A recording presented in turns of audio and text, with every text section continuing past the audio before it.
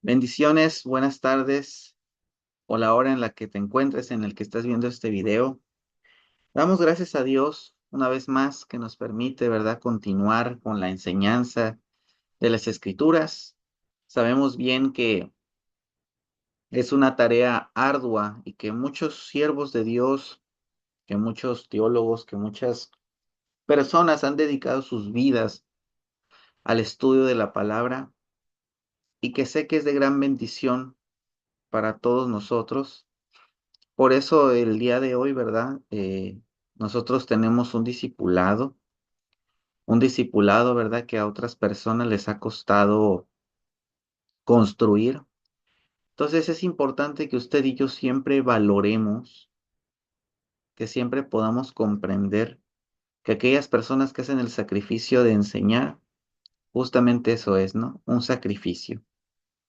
Entonces que todos lo tomemos en cuenta, que si tú tienes a alguien, a una persona que se tome el tiempo de poder compartirte, de poder enseñarte de las escrituras, no, que lo puedas valorar, que lo puedas honrar, que puedas bendecir, porque sabemos bien que escrito está, muchos los llamados, pero pocos los escogidos, ¿verdad? Aquellos que enseñamos las escrituras no somos deidades, no somos eh, personas de alto rango, pero lo que sí somos es personas decididas a compartir eh, lo que podemos en cuanto a todo lo que Dios ha dispuesto en nuestros corazones. Quiero continuar, ¿verdad? Con este discipulado que se llama los rudimentos de la fe, ¿verdad? Ya estuvimos examinando lo que es el arrepentimiento de obras muertas y estamos ahorita con lo que es la fe en Dios, que ya nos prolongamos un poquito. Yo espero es que en este video, en esta enseñanza, podamos ya terminar esta clase y vamos a entrar en materia, ¿verdad? Nosotros nos quedamos en cómo desatar la fe, ¿verdad? Ya hablamos que nosotros desatamos la fe cuando nosotros entendemos que es en base a la palabra, ¿verdad?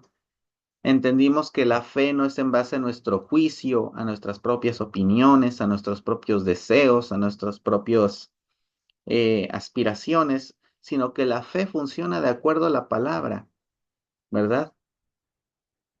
Y que la fe se desata cuando nosotros podemos declarar, cuando nosotros podemos hablar, ¿verdad?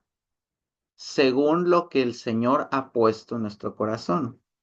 Y hay un caso bíblico que ustedes seguro conocen, y si no lo conoce, es un caso muy interesante, ¿verdad? Que nosotros lo llamamos que es el caso de la mujer con, con flujo, ¿verdad? La mujer que tenía una hemorragia, la cual no se detenía. Eh, si me permiten tantito.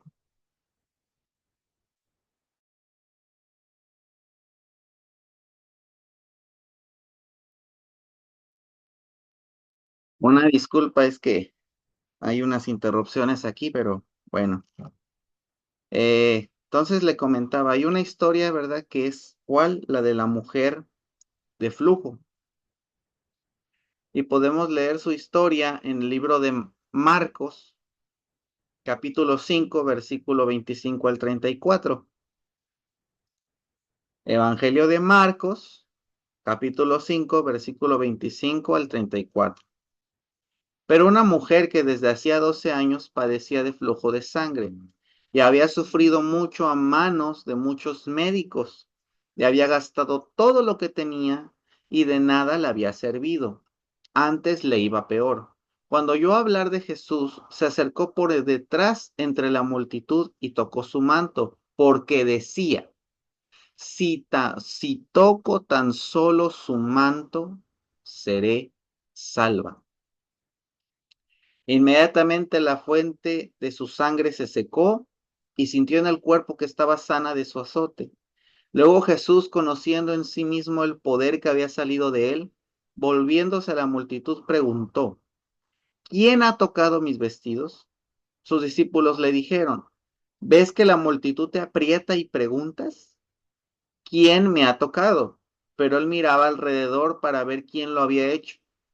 Entonces la mujer, temiendo, temblando, sabiendo lo que en ella había sido hecho, vino y se postró delante de él y le dijo toda la verdad. Él le dijo, hija, tu fe te ha salvado. Vete en paz y queda sana de tu enfermedad.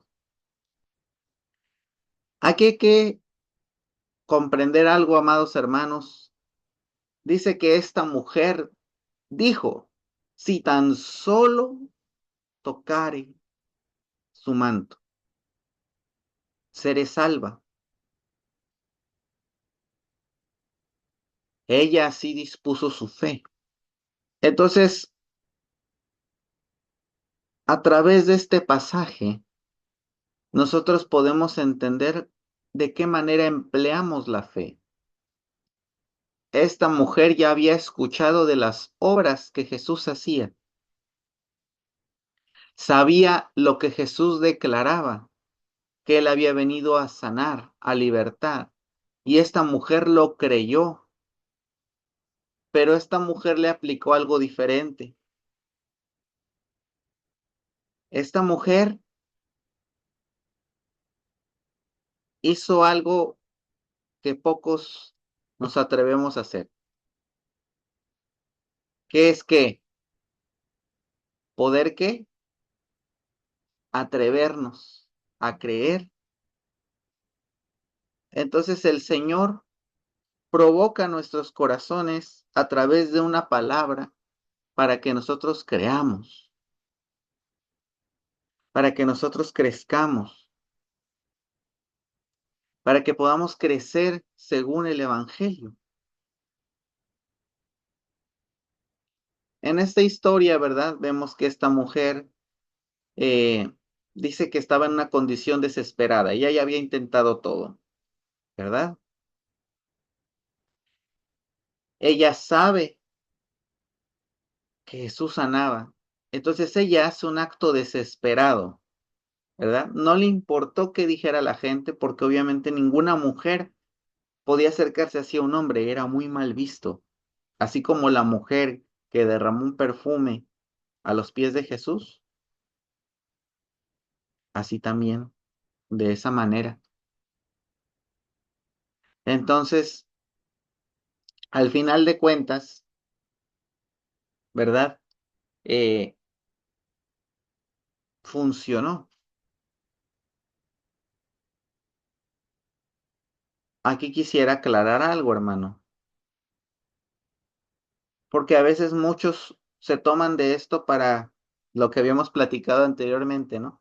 Yo creo, yo desato, porque si lo creo como aquella mujer de flujo, sí, hermano, pero hay que considerar esta situación, la situación en la que vivía esta mujer, ¿ok? Era una situación desesperante y no dudo que tal vez tú no estás en una situación así, tal vez estás en una situación así y lo único que te puede librar es la fe. Si algo sé, hermano, es que uno se da cuenta que tiene fe cuando ha tocado fondo. Por eso mucha gente se acerca a Dios cuando ya no encuentra otra salida, porque lo único que te queda es la fe. Al final es lo único que queda, la fe. Aunque ya lo hayas perdido todo, por eso la fe va de mano con la esperanza, ¿no? Que dice el dicho, ¿no? Que el último en morir, que es la esperanza. Entonces, si usted y yo creemos en lo que Jesús ha hablado en nuestros corazones, nos irá bien, podremos creer, podremos avanzar.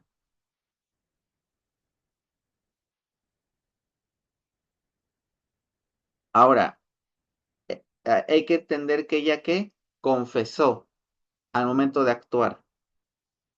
Entonces,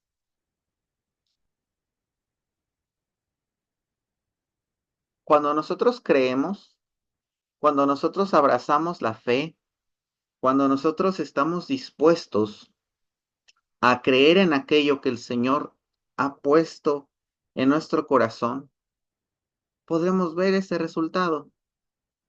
Pero vuelvo a repetir en aquello en lo que el Señor nos ha dicho, ¿verdad? Ahora, hay que comprender, por ejemplo, ahí vamos a entender algunas cosas importantes sobre la fe. Número uno, la fe bíblica es una condición del corazón. ¿Cómo es esto? Significa que es algo que uno puede llegar a creer.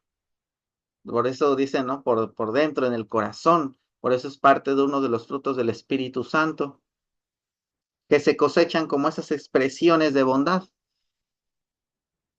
¿verdad? La fe está en el presente y no en el futuro. Fíjese bien, hay que comprender que la esperanza es una cosa, la fe es otra, ya lo expliqué, ¿no? Entonces, la esperanza es no tener seguridad, la fe es tener seguridad. Entonces, hay personas que a veces piensan, hay personas que a veces creen que porque ellos lo dicen, ya tiene que ser, pero no es así, hermano. Va a ser cuando Dios diga, y si Dios dijo que ya va a ser, es porque así va a ser. Recuerde, la fe funciona en base a la palabra de Dios, no en base a nuestras propias convicciones.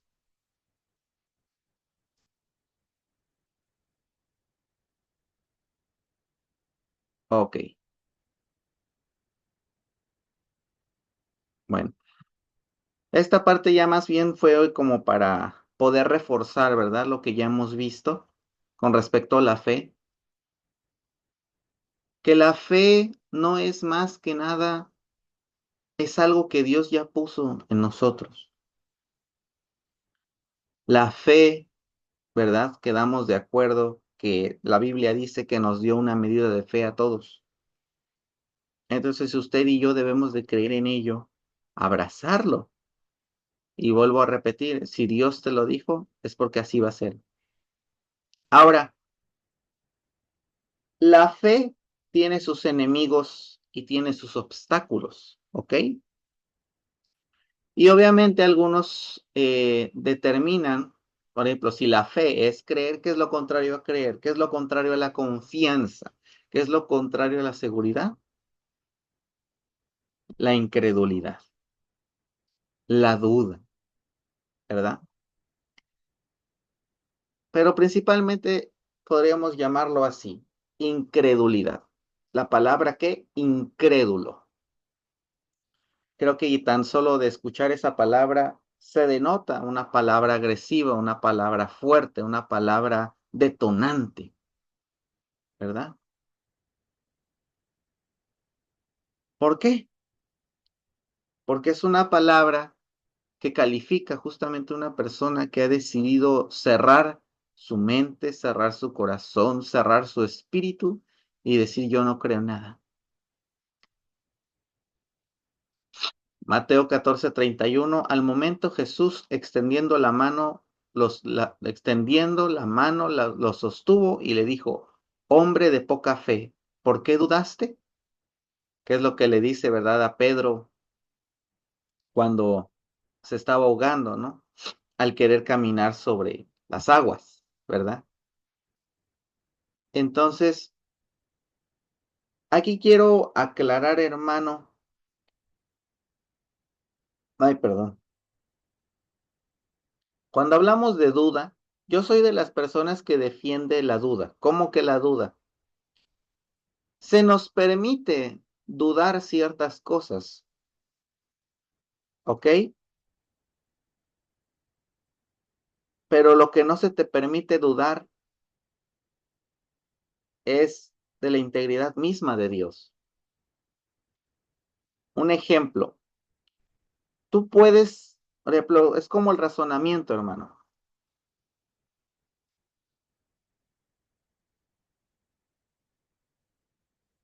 Dios nos permite dudar en cuanto a muchas cosas, Pero debemos tener cuidado cuando lo que estamos metiendo en tela de juicio es nuestra fe.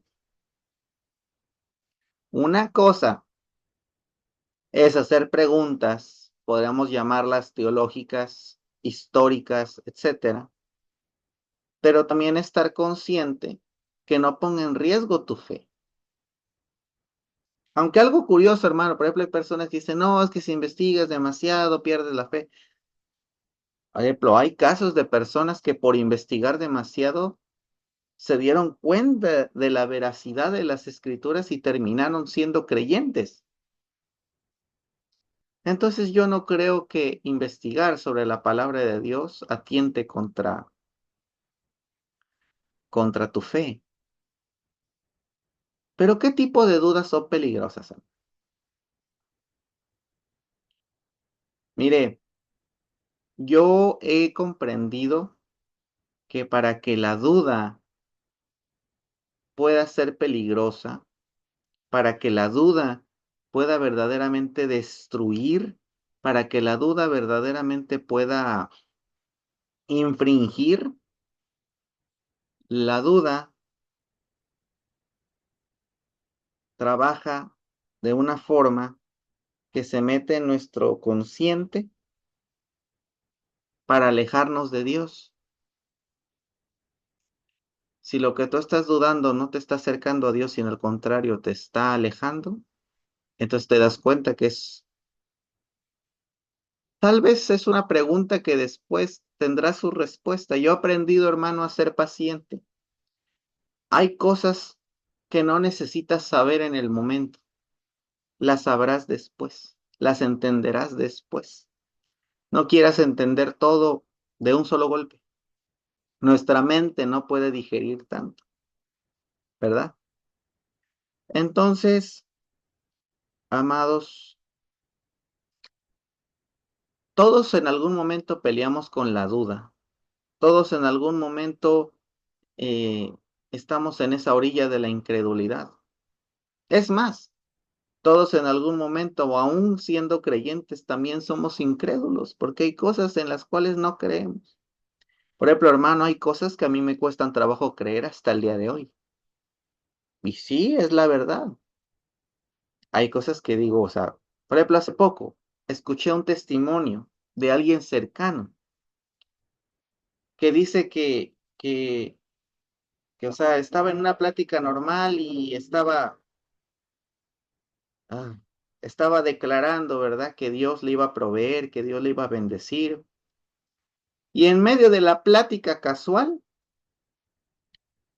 siente que muerde algo muy duro, pensó que se había, no sé, lastimado una muela, algo, y escupe, y era un diamante pequeño.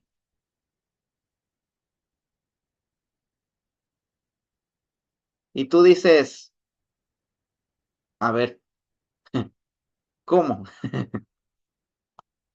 Porque en la Biblia, ¿dónde tú ves eso? Pero Dios es sumamente creativo, Dios es sumamente... ¿A Dios quién lo va a limitar? ¿A Dios quién le va a decir qué hacer? Él hace lo que quiere, como Él quiere, cuando Él quiere. Y si Él quiere que tus palabras se vuelvan diamantes, pues que así sea, ¿no? Yo antes de poder orar por enfermos, yo dudaba, porque yo no había visto sanidades nunca, hermano. Nunca, nunca, yo no había visto sanidades. Eh, y de pronto cuando me atrevo a comenzar a orar por enfermos, me doy cuenta, dije, ah, caray, sí sanan. Tuve que enfrentar la duda, no sabía, me costaba trabajo creer. Aquí te va otra cosa, hermano. Por eso te decía, yo decidí creer a pesar de mis dudas. Yo decía, ¿de verdad Dios puede sanar? Yo no creía en eso, hermano. La verdad, yo nunca, por muchos años no vi milagros hasta que el Señor me permite ser pastor. Y el primer milagro no se me olvida, ¿no? Aquel joven con SIDA que Dios sana. Y entonces yo me quedo así de, ah, caray, esta vaina es real, ¿verdad? Entonces, Dios trabaja de maneras misteriosas, hermanos. Y si tú dudas de algo, atrévete a creer. La verdad, o sea, hay cosas que yo he vivido, hay milagros que he vivido, y ya que ahorita ya no me dan miedo, como, o sea, y tú no haces los milagros, hermano. Si usted cree que yo hago los milagros, no, no. Los milagros no son como algo así como que vamos a sanar a esta persona, no, no. Dios los obra, Dios los hace. Y uno cree. También he orado por muchos enfermos que no han sanado, que siguen enfermos, o que en peor de los casos ya es, bueno, tal vez mejor, ¿no? Ya están con Dios. Entonces, no todos, pero me doy cuenta que Dios sí sana. Ah, igual con las finanzas, hay personas que piden a Dios y de repente aparece dinero. Y gloria a Dios, qué padre. Al menos a mí no me ha pasado, ¿verdad? Pero hay personas que sí les pasa. Que dice, pastor, yo necesitaba pagar una deuda, no sé, y de repente me llega una transferencia de tanto. O yo fui y pagué con la tarjeta estaba en ceros y en fe y se pagó. Y son cosas así que uno dice, wow, pero vuelvo otra vez, hermano, todo depende de Dios. Si Dios te dice hazlo, es porque Él va a estar contigo. Entonces recuerdo la primera vez que yo iba a orar, me dijo el Señor, ve, hazlo, que yo estaré contigo. Y gloria a Dios, hubo un milagro. Entonces, si tienes duda, hermano, pregúntale a Dios, Señor, ¿tú eres el que me envía? Señor, ¿tú quieres que yo lo haga? Y si el Señor te dice, sí, voy contigo, entonces, hermano, no hay nada que temer. Porque hay que recordar, ¿qué es lo contrario a la fe? El miedo. Bueno, prácticamente la fe y el miedo son hijos de la misma camada. ¿Qué es esto? Porque la fe y el miedo se comportan de la misma manera. La fe te hace creer cosas que aún no ves, pero que sabes que son ciertas. El miedo te hace creer cosas que aún no ves, pero que son falsas. ¿Qué es el miedo? Por ejemplo, vamos a revertirlo, ¿no? Por ejemplo, ¿cuál es el miedo de la enfermedad? Ay, Dios, me voy a morir. ¿Y si me voy? ¿Y qué va a hacer con mis hijos? ¿Y qué va a pasar esto? ¿Y qué va a pasar aquello? ¿Y si me quedo en la calle? ¿Y si me embargan? ¿Y si me meten a la cárcel? ¿Y si esto? ¿Y si el otro? El miedo nos lleva a imaginar cosas que no son. ¿Por qué? Porque si nosotros creemos más al miedo que a la fe, tenemos graves problemas. Entonces, amado hermano, el miedo funciona igual que la fe. La cosa es, hay que pesar la balanza de qué nos impulsa más en la vida. Por ejemplo, hay una frase de Star Wars, ¿no? Eh, que decía que un guerrero Jedi no puede sentir miedo. Y yo decía, ¿por qué? Si el miedo es completamente natural. Pero decía el maestro Yoda, ¿no? Que el miedo lleva a la ira y la ira lleva a la violencia y la violencia lleva a la guerra. Y yo me daba cuenta y decía, el miedo nos hace reaccionar de formas que no deberíamos reaccionar. El miedo, hermano, es peligroso. Ni tú ni yo podemos sentir miedo, pero no debes dejar que el miedo anide en tu corazón. No debes dejarlo ahí por mucho tiempo. Eh, a ver, un ejemplo. ¿Sabe cómo es el miedo? Como si usted agarrara algo muy caliente. Si usted agarra algo muy caliente por unos cuantos segundos, se va a quemar. Entonces, o un hielo. Mejor pongamos el ejemplo del hielo, ¿no? Si usted agarra algo muy frío por mucho tiempo, O se quema la mano de frío y se entume el músculo, hasta le puede doler. Entonces imagínense que el miedo así es algo que nada más tocas, pero inmediatamente sueltas. El miedo no debe quedarse en tu corazón. Hay una canción, ¿no? De la hermana Glenda, ¿no? Que dice que, ¿por qué tengo miedo? Si nada es imposible para ti. ¿Por qué tengo miedo? Si nada es imposible para ti. Entonces, muchas veces sentimos miedo. Ahora, ¿qué produce a veces ese miedo o esa duda? Por ejemplo, a veces la falta de conocimiento produce miedo. ¿Cómo que la falta de conocimiento? Sí, a veces el no conocer, el desconocer lo que va a pasar. Hay veces que Dios te da el privilegio de conocer lo que va a suceder y hay veces que Dios te dice, tienes que depender de mí. Recuerdo que hubo un tiempo en el que el Señor trazó cada uno de mis pasos y me dijo todo lo que iba a pasar y todo lo que iba a suceder. Y estuvo padre saber qué es lo que iba a pasar, pero ahora estoy en un proceso en el que el Señor me tiene bajo su jurisdicción. No me dice qué va a pasar, me tiene con el presente. Y eso no me da miedo, porque así como aprendí a confiar en Él en el futuro y en el pasado, ¿cuánto más no voy a confiar en Él con mi presente?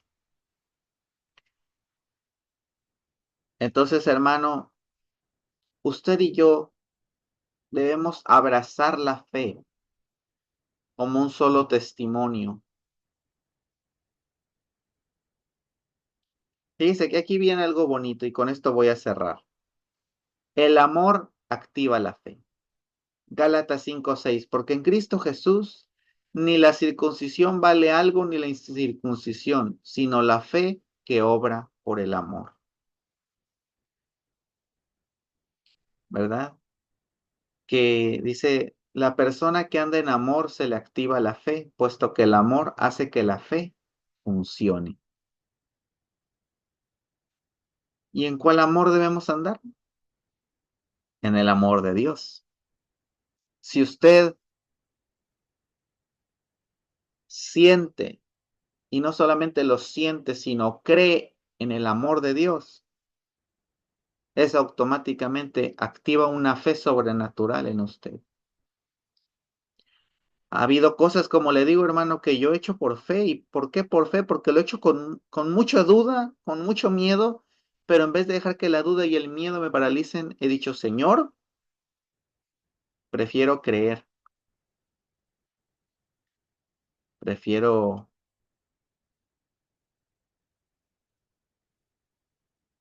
prefiero abrazar que Dios tiene el control, ¿verdad? Entonces, si en algo es lo primero que debes creer, es la fe. Alguna vez algún pastor me enseñó,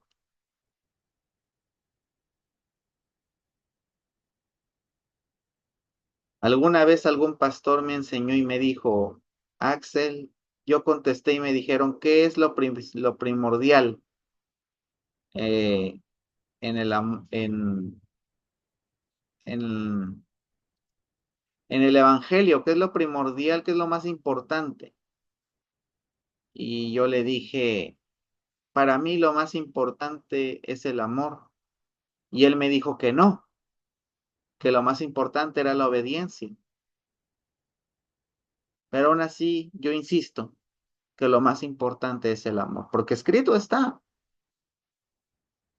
he aquí la fe, la esperanza y el amor, pero del más grande de todos ellos es el amor. El amor de Dios es lo único que te va a sostener, es lo único que me va a sostener. Entonces, hermano, tú y yo no podemos creer en otra cosa que no sea el amor de Dios. ¿Es necesario obedecer? Claro que sí, pero ¿cómo vas a obedecer a alguien que no amas? Yo quiero cerrar con esto y decirte, hermano, no tengamos miedo, no tengamos duda. Tenemos que creer que la fe en Dios puede ayudarnos, pero más que ayudarnos, nos va a ayudar a vivir. Padre, te damos a ti toda la gloria. Gracias, Señor, porque yo sé que aunque muchas veces la duda y el miedo nos consumen, hoy declaro, Señor, que hay libertad en el nombre de Cristo Jesús, que es más grande tu poder, más grande tu amor, y que sé, Señor, que aunque sentimos que corremos peligro, ya sea espiritual o físicamente, tú nos librarás de todo mal porque escrito está, Señor. Gracias, Padre, porque sé que tú nos guardas. Gracias, Señor, porque creemos en ti y en tu infinito amor. Y eso, Señor, eso es lo que nos hace hijos de Dios y eso es lo que nos da la mayor de las herramientas, la mayor de las fuerzas, que es la fe, aunado a tu amor sobrenatural. Gracias, bendito Dios. A ti te damos toda la gloria y toda la honra en el nombre de Cristo Jesús. Amén y amén.